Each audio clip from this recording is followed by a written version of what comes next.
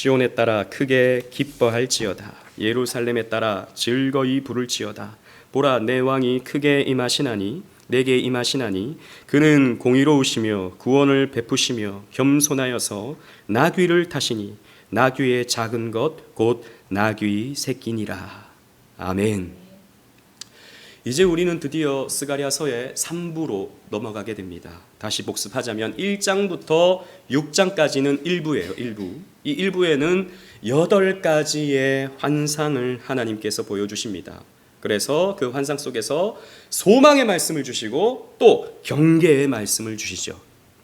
그리고 7장, 8장 우리 지난번 2번에 걸쳐서 살펴봤었는데요. 이 2부는 금식에 관련된 말씀을 주셨습니다. 금식보다 더 중요한 것이 있다. 금식의 행위보다 하나님을 향한 마음이 훨씬 더 중요하다라고 하나님께서 말씀을 주셨고, 이제 금식의 시대가 끝나고 잔치의 시대, 기쁨의 시대가 도래할 것이다 라고 하는 약속의 말씀을 2부에서 해주셨습니다. 그리고 오늘부터 살펴볼 9장부터 14장까지는 3부에 해당합니다. 이제 3부는요 이런 거예요. 앞에서 1장부터 8장까지 주셨던 말씀을 이제 하나님께서 이루시는데 어떻게 이루시냐 하면, 하나님께서 약속하신 왕을 이 땅에 보내어서 그 왕을 통해서 그 약속들을, 그 예언들을 완벽하게 성취해 나갈 것이다 라고 하는 말씀이 3부에 기록되어져 있습니다. 그래서 성경을요 이 학문적으로 혹은 성경을 신화적으로 보는 자유주의자들은 이 스가랴서는 문체가 너무 달라진다. 그러니까 앞에 있는 내용하고 이 9장부터 이어지는 내용이 형식도 다르고 문체도 다르고 분위기도 다르니까 이 스가랴서는 2명이 따로 썼다 이렇게 주장을 하기도 합니다. 그러니까 1스가랴가 있고 2스가랴가 있는데 이것이 나중에 후대에 편집되어져서 한 책으로 묶여졌다. 이렇게, 그러니까 정말 단순하게 학문적으로, 단순하게 문법적, 문학적으로 성경을 보는 사람들은 그렇게 설명을 하기도 합니다. 그래서 여러분 책을 잘 보셔야 돼요. 아무리 신학책이라 하더라도 그런 자유주의적 관점에서 쓴 책들 혹은 주석들은요 제1스가랴, 제2스가랴 이런 식으로 해서 마치 사람이 쓴 글처럼 그렇게 설명을 하기도 합니다. 그런 책들은 우리가 배격해야 되는 것이죠. 아닙니다 여러분. 성경은 신화적으로 기록된 책이 아니고 문법적으로 기록된 책이 아니고 하나님의 말씀으로 기록된 책입니다. 그래서 하나님의 말씀을 우리가 하나님의 말씀으로 인정하면요 다 이해가 됩니다. 문체가 달라지는 것 당연하죠. 앞에서 이런 약속들이 있었는데 이제 왕이 오셔서 강력하게, 그러니까 왕이 아주 그 근엄한 목소리로 내가 이 일을 이룰 것이야 라고 말씀하시는 것으로 우리가 이해한다면 전혀 문제가 없다라는 것이죠. 앞에서 보여주었던 8가지의 환상의 내용들이, 또 금식이라는 주제로 주셨던 소망의 말씀의 내용들이 이제 오실 왕을 통해서 완벽하게 강렬하게 성취될 것이다 라고 하는 강력한 의지를 이 3부에서 나타내 보여주는 것입니다. 그런 의미에서 문체가 달라지는 것이죠. 여러분, 오시리라 약속하는 이 왕은 누구를 말하겠습니까? 그렇죠. 우리 교회 성도님들이라면 바로 나와야 됩니다. 그리고 제가 질문하는 것 중에 거의 70%는 다 예수예요, 여러분. 그죠? 그냥 예수 모르겠으면 그냥 예수 그러면 70점은 맞고 갑니다. 예수 그리스도시죠. 너무나도 우리는 쉽고 너무나도 분명하게 우리는 예수 그리스도가 바로 오실 왕이다 라고 하는 것을 볼 수 있게 됩니다. 여러분 신기하지 않습니까? 예수님이 오시기 전 400여 년 전에 이 스가랴서가 기록되어 있어요.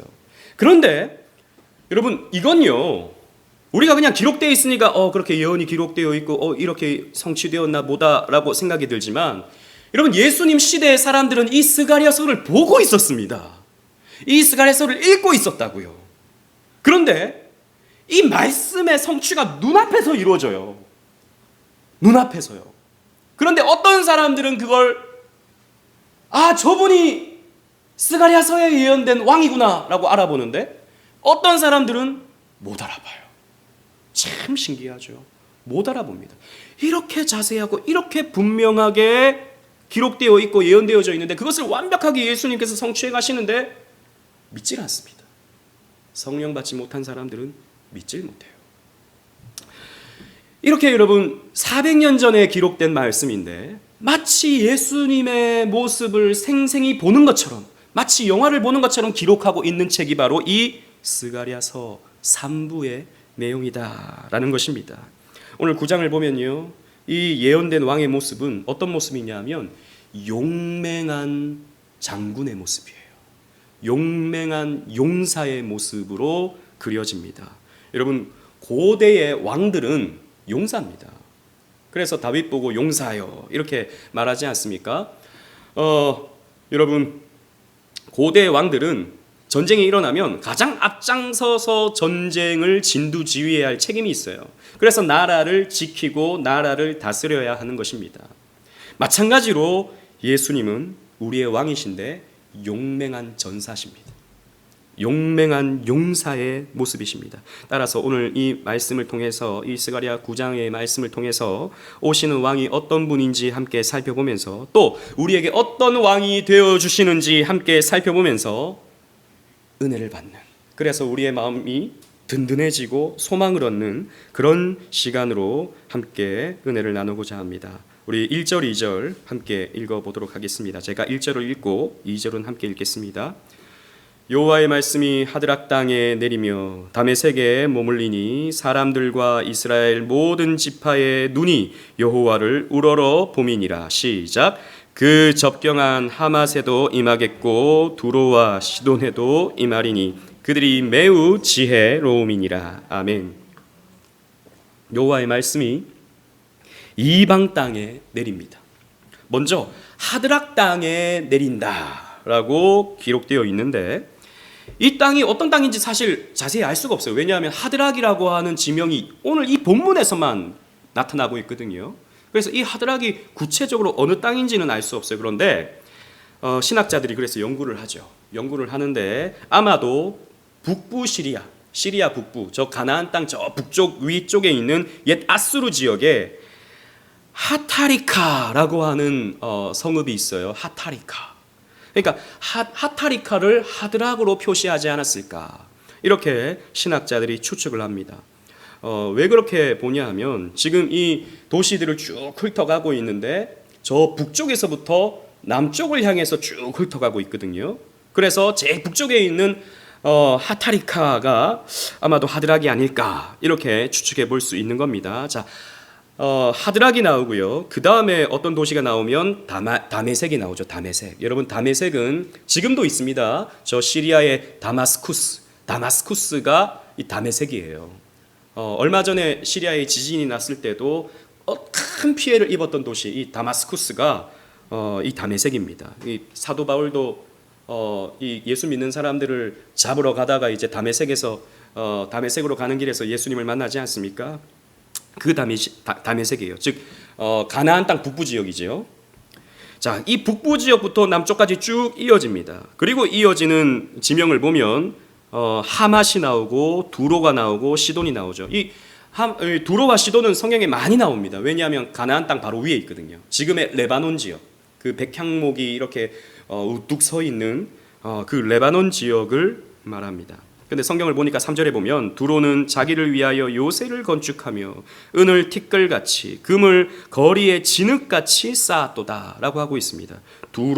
그리고 두로라고 하는 이 도시가 국방을 아주 튼튼히 했고 또 돈이 많아서 은을 마치 먼지처럼 뿌리고 다니고 그리고 금을 진흙같이 쌓아 놓았다, 이렇게 말해주고 있는 것입니다. 실제로 여러분, 이 두로 지역은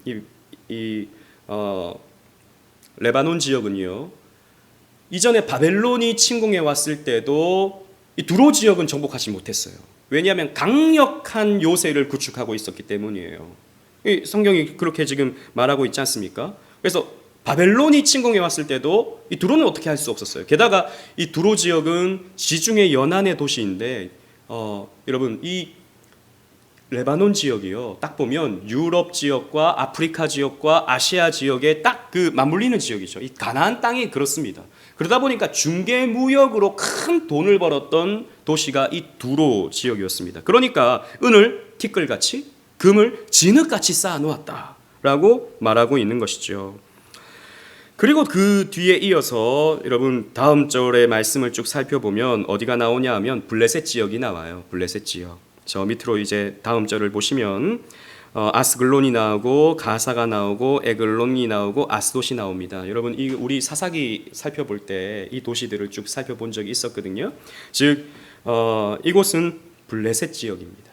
블레셋은 구약에서 대표적인 이스라엘 백성들의 대적이죠. 계속해서 싸우고 끝까지 싸우는 게 블레셋이었습니다. 오랜 원수지간 도시국가였죠. 자, 보시면 이제 하드락부터 시작해서 쭉 이제 도시들을 훑고 내려오는 겁니다. 이 나라들을, 이 도시국가들을 어떻게 하시는가? 4절 말씀 보십시오. 4절을 다 같이 읽겠습니다. 시작. 주께서 그를 정복하시며 그의 권세를 바다에 쳐넣으시리니 그가 불에 삼켜질지라. 아멘. 이 이방 나라들을 주께서 정복하신다라는 겁니다. 용맹한 군사, 용맹한 왕처럼 그들을 정복하신다. 그리고 그들의 권세를, 그들의 왕들을 바다에 쳐넣어 버리신다. 그리고 불에 삼켜버리게 만드신다라고 말씀하고 있습니다. 아무리 대단한 요새를 갖추고 있는 두로라 하더라도 하나님의 말씀이 임해버리면 어떻게 됩니까? 그냥 이렇게 무너지고 만다라는 것입니다. 그리고 특히 블레셋의 모습을 보십시오. 5절 6절 말씀 보십시오. 5절은 제가 읽고 6절은 함께 읽겠습니다. 아스글론이 보고 무서워하며 가사도 심히 아파할 것이며 에글론은 그 소망이 수치가 되므로 역시 그러하리라. 가사에는 임금이 끊어질 것이며 아스글론에는 주민이 없을 것이며. 시작. 아스돗에는 잡족이 거주하리라. 내가 블레셋 사람의 교만을 끊고. 아멘. 에스글론, 가사, 에글론, 아스돗, 이 블레셋의 성읍들이 이렇게 무너지게 될 것이다 라고 말씀하고 있는 것입니다. 거룩한 용사 되시는 메시아의 심판이 임함으로 저들이 결국 망하게 된다라고 말씀하고 있어요. 여러분, 여기서 우리는 심판의 의미를 한번 생각해 볼 수 있어야 됩니다. 여러분, 하나님은 심판하시는 하나님이시죠. 여러분, 이것에 대해서 우리는 좀 잘 이해할 필요가 있는데요. 믿지 않는 이방, 하나님을 불신하는 저 이방들을 하나님께서 벌하신다. 예, 맞죠. 당연히 하나님은요, 불신자들을 심판하십니다. 그런데 이걸 오해하면 안 됩니다. 우리 주로 이제 요즘에는 그렇게 전도하시는 분들이 많진 않은데 옛날에 그 십자가 들고 예수 천당, 불신 지옥, 우리 그렇게 전도하시는 분들 꽤나 많이 봤지 않습니까? 예수 믿으면 천당 가는 거고 예수 안 믿으면 지옥 간다 이 말이죠. 예수 천당 불신 지옥.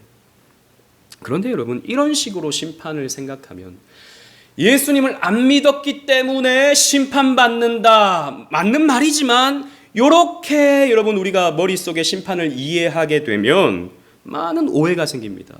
사람들이 이런 말 때문에 교회에 대해서 좀 거부감을 갖게 되는 것입니다. 이렇게 말하는 거죠. 아니, 사랑의 하나님이라며 그런데 자기를 안 믿었다고. 야, 너 나 안 믿어? 그럼 넌 지옥이다 야. 빵 발로 차 넣어버리시는 그런 하나님이라면 어찌 사랑의 하나님일 수 있는가? 라고 하는 질문을 던지는 것이죠. 하나님 너무 속 좁은 하나님 아니신가? 자기 안 믿는다고, 자기 안 따른다고, 게다가 잠깐 지옥에 넣었다가 빼주는 게 아니라 이 땅에서도 형벌이 징역 1년이면 1년, 아무리 길어도 요즘에는 20년 30년인데 나 안 믿었어? 영원이야. 지옥에 떨어져. 이렇게 하는 하나님이라면 어찌 그런 하나님을 좋으신 하나님이라고, 선하신 하나님이라고 믿고 따를 수 있냐라고 하는 반문을 갖게 만드는 것입니다. 여러분, 하나님을 그런 식으로, 하나님의 심판을 이런 식으로 이해해서는 안 되는 것이죠. 여러분, 왜 하나님이 심판하십니까? 예수 안 믿어서 심판하시는 게 아니고 그들이 가지고 있는 죄와 그들이 가지고 있는 악 때문에 심판하시는 겁니다. 이방이 가지고 있던 악, 이방이 가지고 있던 죄, 그러니까 온갖 우상 숭배를 하고 사람들을 쉽게 죽여버리고 온갖 이기심으로 돈을 쌓아놓고 있는 그들의 죄를 향해서 하나님이 진노하사 그들을 심판하시는 것이지, 그들이 무슨 예수를 안 믿어서 하나님을 거부해서 심판하시는 것이 아니다라는 말입니다. 그럼 우리를 왜 하나님은 구원하십니까? 왜 우리는 심판받지 아니하고 구원받습니까?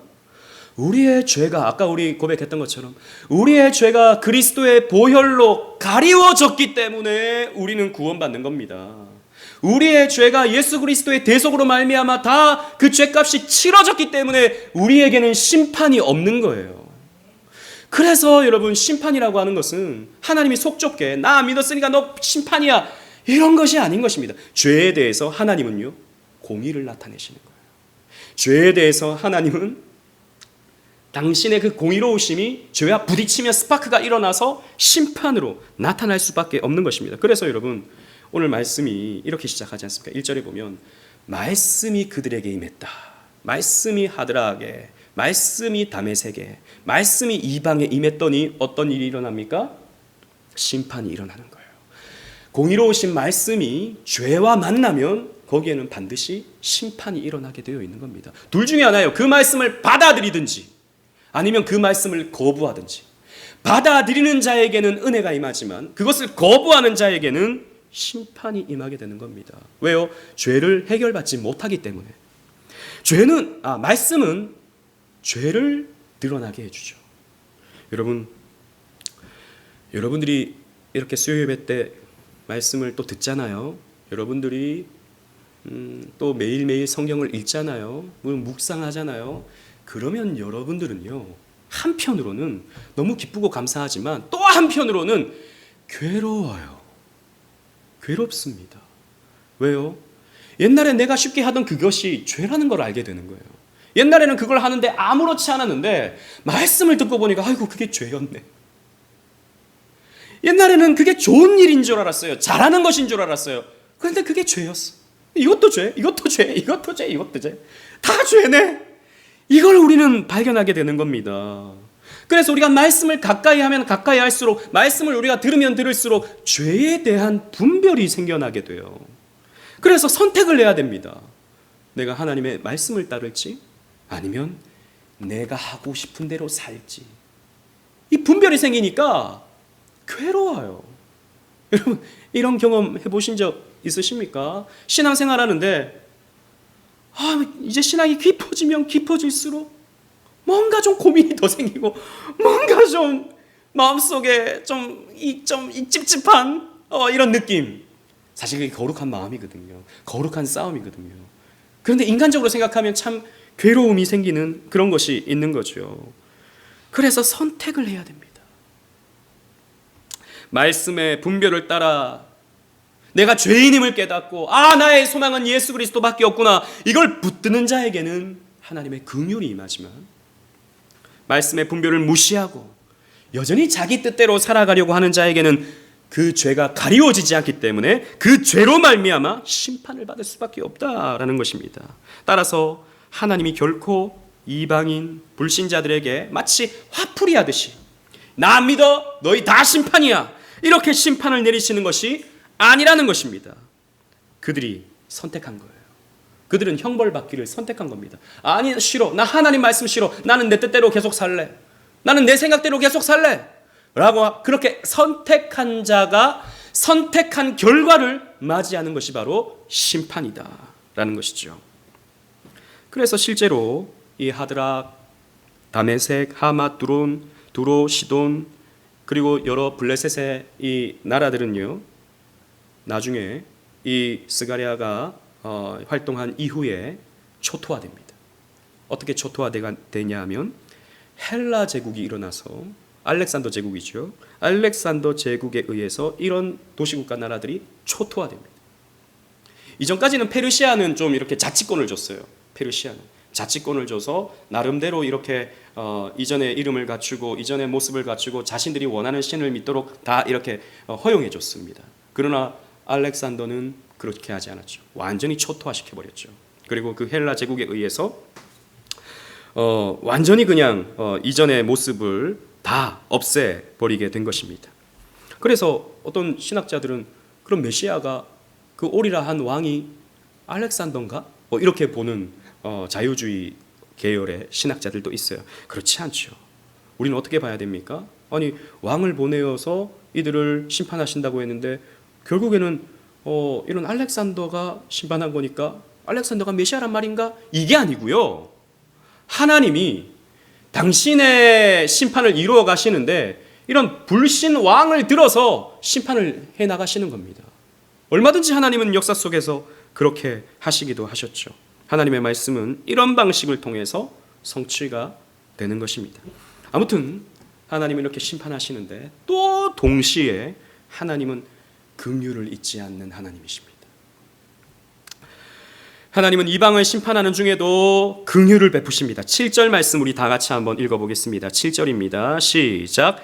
그의 입에서 그의 피를 그의 이사이에서 그 가증한 것을 제거하리니 그들도 남아서 우리 하나님께로 돌아와서 유다의 한 지도자같이 되겠고 에그로는 여부스 사람같이 되리라. 아멘. 이 말씀은 6절에 이어서 기록된 말씀인데요. 6절 하반절에 보면 하나님께서 블레셋의 교만을 꺾고, 블레셋을 말하는 겁니다. 그들의 교만을 꺾고 블레셋의 입에서 그의 피를 그의 이빨 사이에 있는 가증한 것을 제거하겠다라고 말씀하고 있는 거예요. 여러분 생각해 보세요. 이 블레셋 사람들의 입에 피가 가득합니다. 그리고 그 입 사이에 가증한 것이 가득하다라고 했어요. 이것을 하나님께서 제거해버리겠다라고 말씀하시는 거예요. 여러분 이 피, 이 가증한 것, 이게 뭘 말하는 걸까요? 여러 가지 설명들이 있어요. 뭐냐면 한 가지만 그냥 말씀드리겠습니다. 이것은 블레셋 사람들이 갖고 있던 우상 숭배의 모습, 그리고 우상 제물을 먹는 모습을 말하는 거예요.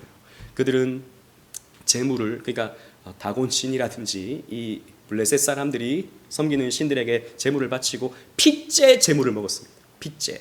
그러니까 입에 뭐가 묻습니까? 피가 이렇게 흥건하게 묻어나는 거죠. 그리고 가증한 것, 그 제물의 우상에게 바쳐진 제물을 먹음을 통해서 그 입에 이 사이에 가증한 것이 끼어 있다라는 겁니다. 이것을 하나님께서 어떻게 하신다고요? 제거하겠다라고 말씀합니다. 그리고 그들이 우리 하나님께로 돌아오면 어떻게 됩니까? 유다의 한 지도자같이 되게 만들어주겠다라고 말씀하십니다. 그리고 에그론, 이 블레셋의 도시인 에그론도 여부스 사람처럼 되게 하겠다라고 했어요. 여러분 여부스는 가나안의 7 족속 중에 하나였는데 제일 마지막에 정복된 그 민족이었죠. 족속이었죠. 예루살렘 이 시온산을 차지하고 있던 족속이었습니다. 여부스 족속. 그런데 다윗 때에 여부스 족속들을 물리치고 다윗성을 차지하게 되죠. 예루살렘 성을 차지하게 되죠. 그래서 여부스족은 어떻게 되냐면 이스라엘 사회에 동화되어 버립니다. 그러니까 이스라엘 백성에 섞여서 살게 됩니다. 하나님의 언약 백성에 흡수되는 것이죠. 여부스 족속은 그런 특권을 누렸습니다.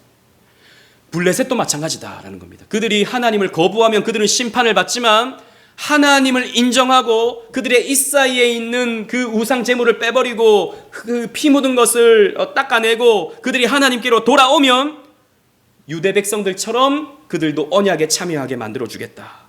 그리고 그들을 하나님 백성으로 여기게 해주겠다라고 하나님 말씀하시는 거예요.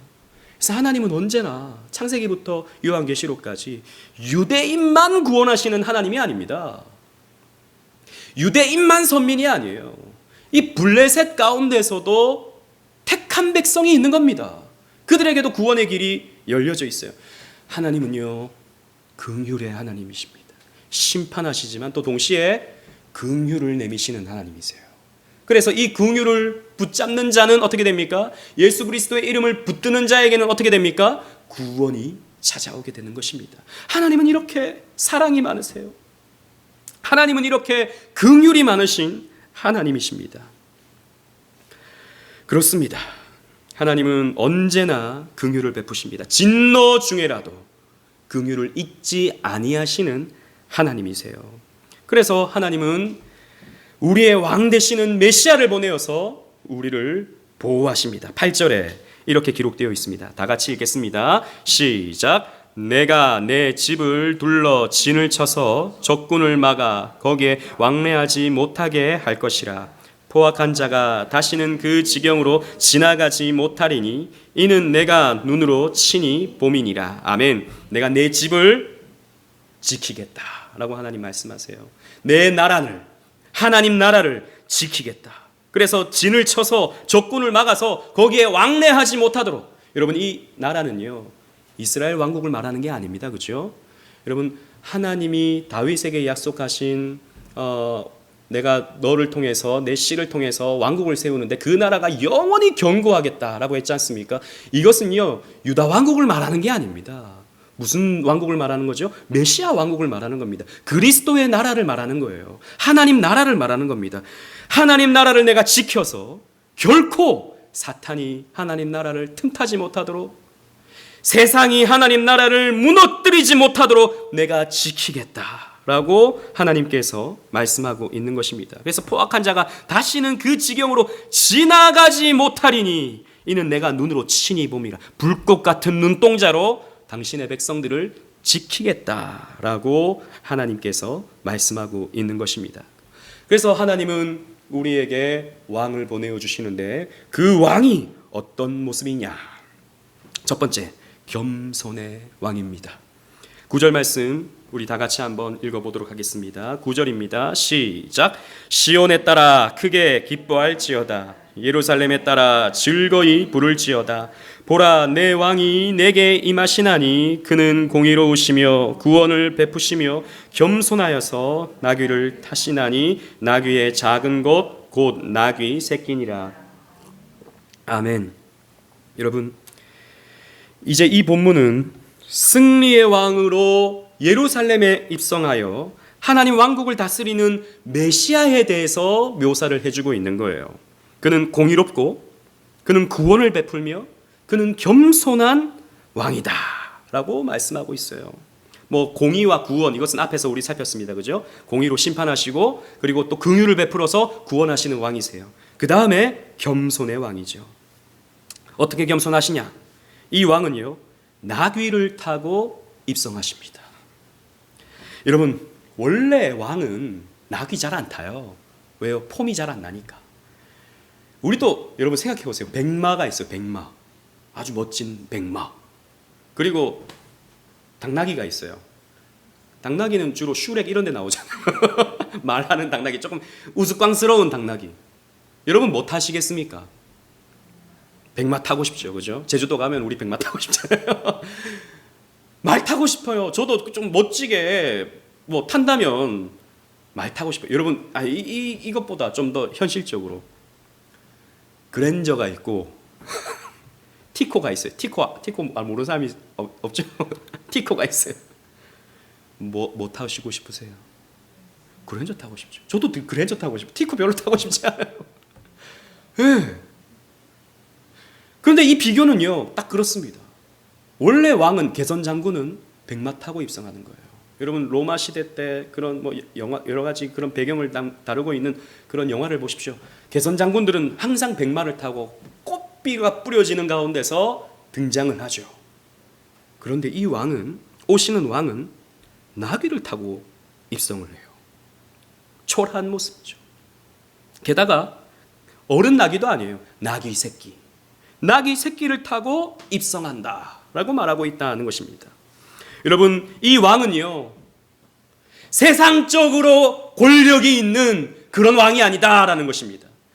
보기에 흠모할 만한, 와, 저 사람은 저렇게 좋은 것을 입고 있고 저렇게 좋은 것을 타고 있으니 저 사람이야말로 세상 권세를 다 가졌다라고 보이는 그런 왕이 아니다라는 것입니다. 오히려 겸손한 모습으로, 낮은 자의 모습으로, 아주 비천한 모습으로 이 땅에 오는 왕이다라고 하는 것을 우리에게 가르쳐 주고 있는 것이죠.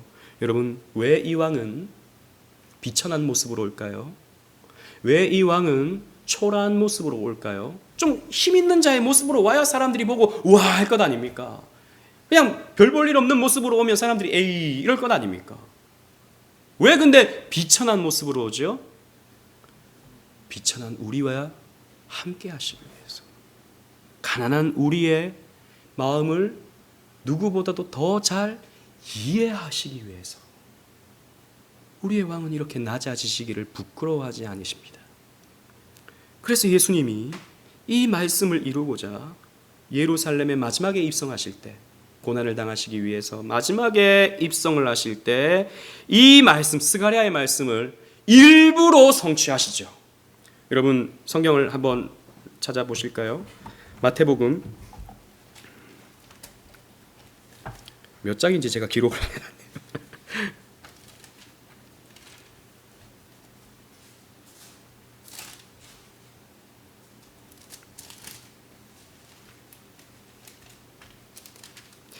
이거 제가 바로 이게 돼 있어야 되는데 21장, 마태복음 21장 7절로 9절 말씀. 5절에 보면 이 스가랴서를 마태는 딱 언급을 하고 있어요. 이 말씀을 이루는 것이다 라고 대놓고 이제 언급하고 있죠. 7절로 9절 말씀을 읽는데 제가 7절 8절을 읽고 9절을 함께 읽겠습니다. 나귀 새끼를 끌고 와서 자기들의 겉옷을 그 위에 얹음에 예수께서 그 위에 타시니 무리의 대다수는 그들의 겉옷을 길게 펴고 다른 이들은 나뭇가지를 베어 길에 펴고 시작. 앞에서 가고 뒤에서 따르는 무리가 소리 높여 이르되 호산나 다윗의 자손이여 찬송하리로다. 주의 이름으로 오시는 이여 가장 높은 곳에서 호산나 하더라. 아멘. 그 병자들을 고치시고 죽은 자를 살리시고 온갖 이적을 나타내신 예수님께서 마지막 예루살렘을 입성하실 때 이 스가랴의 말씀을 성취해내시는 거예요. 나귀 새끼를 타시고 아주 우스꽝스러운 모습으로 예수님께서 예루살렘에 입성하시는 겁니다. 여러분 아이들이 타는 그 옛날 바퀴 달린 말 있잖아요. 그 꼬마 4살짜리가 타는 발 이렇게 가 이렇게 겨우 앞으로 갈 수 있는 그런 말 있잖아요. 사실 예수님께서 그런 모습으로 입성을 하시는 거예요. 너무 우스꽝스러운 거예요. 나귀 새끼가 힘들어가지고 비틀비틀거릴 수도 있겠죠. 그런데 예수님께서 왜 이렇게 입성을 하십니까? 나는 너희들을 섬기러 온 왕이다. 나는 군림하러 온 왕이 아니라 섬기러 온 왕이다 라고 하는 것을 보여주시기 위함입니다. 그래서 다시 스가랴서로 9장으로 가보십시오. 예수님께서 이런 왕이 되셔서 물에 빠져있는 이 구덩이에 빠져있는 우리를 건지시기 위해서 예수님께서 직접 낮아지셔서 우리를 건져 올리시기 위해서 이렇게 낮아지는 모습으로 성경에서 그려지고 있는 것입니다.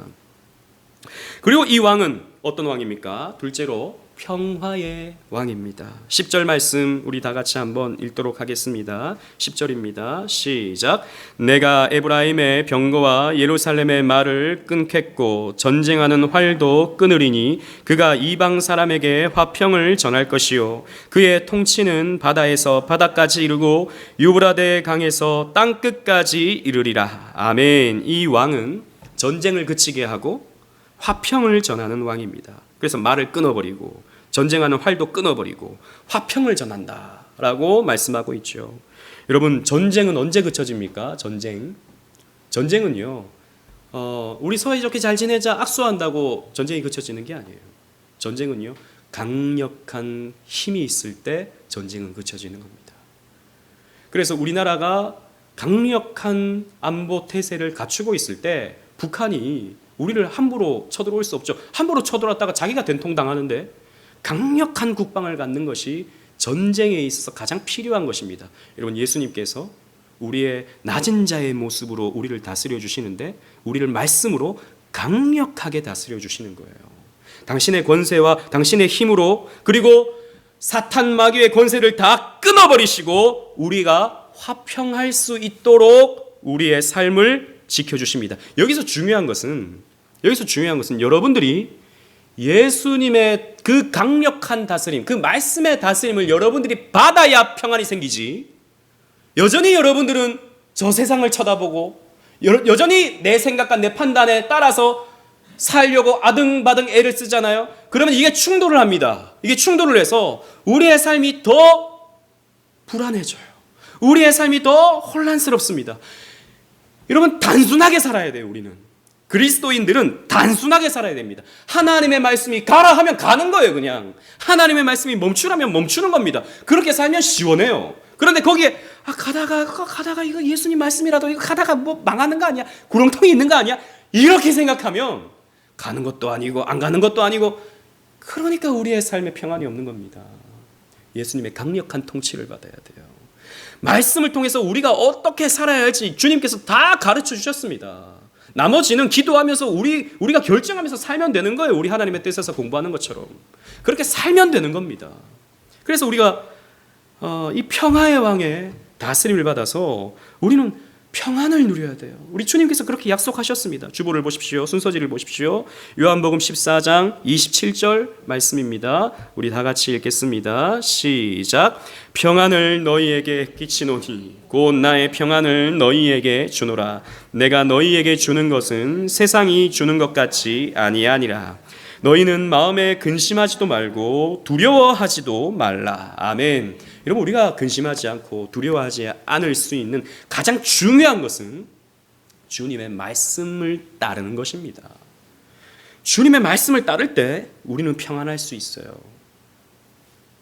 그리고 이 왕은 어떤 왕입니까? 세 번째로 언약의 왕입니다. 언약을 베푸시는 왕이에요. 11절, 12절, 우리 본문 11절, 12절을 함께 읽는데 제가 11절을 읽고 12절을 함께 읽겠습니다. 또 너로 말할진대 내 언약의 피로 말미암아 내가 내 갇힌 자들을 물 없는 구덩이에서 놓았나니. 시작. 갇혀 있으나 소망을 품은 자들아 너희는 요새로 들어올지니라. 내가 오늘도 이르노라. 내가 내게 갑절이나 갚을 것이니라. 아멘.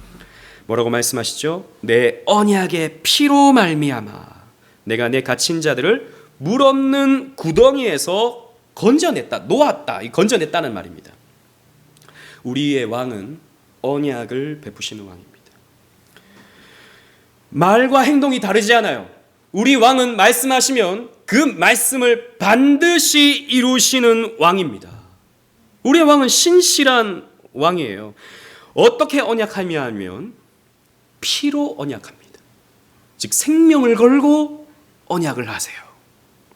그래서 만약에 이게 이루어지지 않을 것 같으면 우리 주님께서는요 목숨을 바치십니다. 목숨을 걸고 우리에게 이 언약을 해주신다라는 거죠. 예수님께서 성찬을 통해서 성찬을 제정하시면서 이 피로 맺은 언약에 대해서 이렇게 말씀을 우리에게 해주십니다. 누가복음 22장 20절 말씀 순서지를 보고 다 같이 읽겠습니다. 시작. 저녁 먹은 후에 잔도 그와 같이 하여 이르시되 이 잔은 내 피로 세우는 새 언약이니 곧 너희를 위하여 붓는 것이라. 아멘. 예수님께서 피로 맺는 새 언약이다 라고 했어요. 그래서 예수님께서 내가 이 언약을 반드시 지킨다라고 하는 것을 당신의 피 흘려주심으로 증명해 주셨습니다. 여러분, 더 큰 보증이 뭐가 더 있을 수 있습니까? 생명을 보여주셨는데, 죽음으로써 보여주셨는데 더 큰 보증이 무엇이 더 있겠습니까? 도장을 찍는 것보다, 그죠? 무슨 공증을 하는 것보다 더 분명한 보증을 우리에게 해주셨습니다. 십자가로 말미암아. 그래서 우리 주님의 약속은 반드시 우리의 삶에 이루어지게 되어 있는 것입니다. 우리는 언약의 말씀을 믿고 언약의 말씀을 따라가는 사람들이다 라는 거죠. 그러면 결국 어떻게 됩니까? 우리를 구원하는 왕을 만나게 됩니다. 마지막으로 우리를 구원하는 왕입니다. 이 오늘 본문 쭉 살펴보면 다 내용이 반복돼요. 그 가운데 16절을 우리 함께 읽어보도록 하겠습니다. 16절입니다. 시작. 이날에 그들의 하나님 여호와께서 그들을 자기 백성의 양떼같이 구원하시리니 그들이 왕관의 보석같이 여호와의 땅에 빛나리로다. 아멘. 자기 백성의 양떼같이 구원하시리니 어떻게 한다고요? 그들의 왕관의 보석같이 여호와의 땅에 빛나리로다. 당신의 백성을 왕관의 보석같이. 여러분, 옛날 왕들은요 중간에 이 금으로 만든 왕관에 중간에 뭐가 박혀 있습니까? 보석이 박혀 있어요. 그 빛나는 보석같이 당신의 백성들을 영광스럽게 하신다라는 거예요. 우리를 구원하실 뿐만 아니라 우리를 영광스럽게 해주신다라는 거예요. 여러분, 우리의 삶이 이 땅에서 남루할 수 있습니다. 우리의 삶이 꽃처럼 향기 나는 그런 삶이 아닐 수 있어요. 여러분, 현실이 우리 그렇잖아요. 우리 하루하루는 너무 힘듭니다. 우리 하루하루는 너무 고돼요. 그리고 병은 왜 이렇게 우리를 찾아오는지, 좀 괜찮아졌다가 또 감기 걸리고, 또 괜찮아졌다가 또 무슨 병에 걸리고, 아이고, 우리의 삶은요 참 고단할 수 있습니다. 그러나 여러분, 하나님 나라가 이르면, 하나님 나라가 완성되면 우리는 그렇게 남루하지 않습니다. 우리는 보석처럼 빛나는 영광스러운 삶을 살게 될 거예요. 우리는 그날을 준비하는 인생입니다. 그날을 준비하는 인생을 우리는 살아가는 것입니다. 우리는 그래서 미래적 소망을 가져야 돼요. 오늘의 삶은 참 피곤하고 힘들지만 앞으로 도래하는 나라에서는 나는 영광스러워지는구나. 이 소망을 가지고 우리는 살아갈 수 있어야 되는 것입니다. 여러분, 우리의 왕은 이런 왕입니다. 우리의 왕은 겸손의 왕, 평화의 왕, 언약의 왕, 구원의 왕입니다. 이 왕을 제가 어떻게 좀 설명해 드릴까 좀 생각해 보다가 도로시 세이어즈라고 하는 소설가가 있어요. 우리는 잘 모르는데 한국에서는 잘 안 알려졌어요. 20세기 옥스퍼드의 3대 천재라고 하면 3명을 뽑습니다. 옥스퍼드 출신의 3명의 문학 천재. 첫 번째는 돌킨, 그 반지의 제왕을 쓴 돌킨.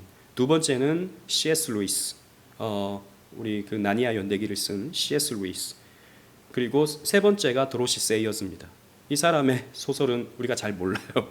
덜 유명합니다. 그런데 이 세 사람이 친구이기도 했고 이 세 사람은 다 그리스도인이었어요. 세이어스는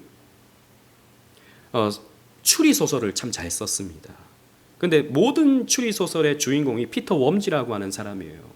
이 사람은 어려운 그런 사건을 아주 이제 섬세하게 연구해서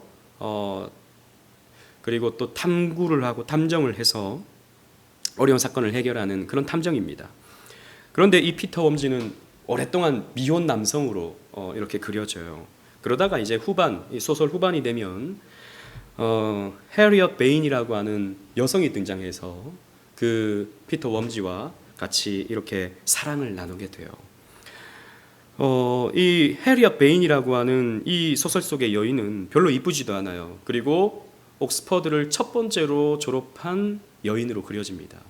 그러니까 누가 봐도 이 해리엇 베인은 도로시 세이어스를 대변해 준다라고 이렇게 볼 수 있는 거예요. 그러니까 이 도로시 세이어스가 소설을 쓰면서 자기가 소설을 쓰고는 있는데 이 주인공 남자가 너무 외로운 거예요. 주인공 남자가 누군가가 좀 옆에서 좀 도와줬으면 하는 마음이 있는 거예요. 그러니까 이 도로시 세이어스가 자신이 창조한 소설 속의 주인공으로 그려냅니다. 그러니까 자기가 소설 속에 들어가는 거죠. 그래서 이 피터 웜즈를 돕고 피터 웜즈를 사랑하는 그런 사람으로 그려지죠.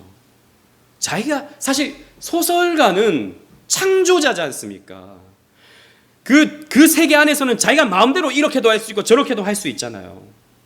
그런데 그 세계 속에 자기를 투영시킨 거예요. 자기를 넣은 거예요. 그래서 누군가를 돕죠. 피터 웜즈를 돕죠. 여러분, 이 이야기를 제가 곰곰이 생각해 볼 때 우리 주님을 생각해 보는 겁니다. 여러분, 우리 주님께서는 당신이 계획해 놓으신 구속사의 역사 속에 당신을 집어넣으셨죠. 당신이 들어오셨죠. 그래서 이 먼지와 같은 죽은 흙 같은 우리들의 친구가 되어주시고, 그래서 같이 굶주리셨고 같이 눈물을 흘리셨고 같이 아파하셨고 같이 힘겨움을 겪으셨어요. 그래서 누구보다도 우리의 마음을 잘 아셔요. 그리고 우리를 끌어올려서 이 구속사가 완성되어지는 저 하늘나라로, 하나님 나라로 우리를 끌고 가시는 분이 바로 우리 주님이십니다. 도로시 세이어스의 그 모습은 사람들에게 많은 감동을 줬어요. 마찬가지입니다. 우리 주님의 하신 일을 우리가 곰곰이 생각해 보면 얼마나 아름다운 섬김의 모습이었는지 우리는 발견할 수 있게 되는 것입니다. 그렇습니다. 우리가 섬기는 예수 그리스도께서는 강력한 왕이십니다. 악인을 심판하시는 공의의 왕이십니다. 예수님의 그 정의의 눈을 피할 자가 이 세상에 단 한 사람도 없습니다. 죄와 악은 예수님에 의해서 반드시 박멸당하게 될 것입니다. 따라서 우리는 예수님의 그 심판을 두려워할 수 있어야 됩니다. 하지만 이 왕은 또 동시에 겸손한 왕이십니다. 당신의 백성을 위해, 당신의 백성들의 평화를 위해, 당신의 백성들을 대신해서 처벌을 받으시는, 그냥 우리를 옆에서 돕는 정도가 아니라 우리 대신 죽어버리시는 그런 왕이세요. 여러분, 세상에 이런 신이 어디 있습니까? 세상에 이런 구원자가 또 어디 있습니까? 그래서 세상 사람들은 믿질 못해요. 세상에 그런 신이 어디 있어? 나 안 믿어. 그런 신을 믿을 것 같으면 나는 차라리 나 자신을 믿지. 죄송합니다. 그 선택으로 그 사람은 멸망당할 겁니다. 따라서 우리의 선택은 하나입니다. 이 왕의 보호 속으로 들어가는 겁니다. 이 자비로우신 왕의 보호 속으로 내가 들어가는 것입니다. 그리고 이 왕은요, 우리에게 말씀을 주시는데 이 말씀대로 우리가 살아가는 것입니다. 그러면 우리의 삶은요, 평안할 수 있어요. 우리의 삶의 결국은 보석처럼 빛나는 결과를 우리가 맞이하게 될 것입니다. 이 영광을 누리는, 이 기쁨을 누리는 저와 여러분들 되시기를 주님 이름으로 축원합니다. 아멘.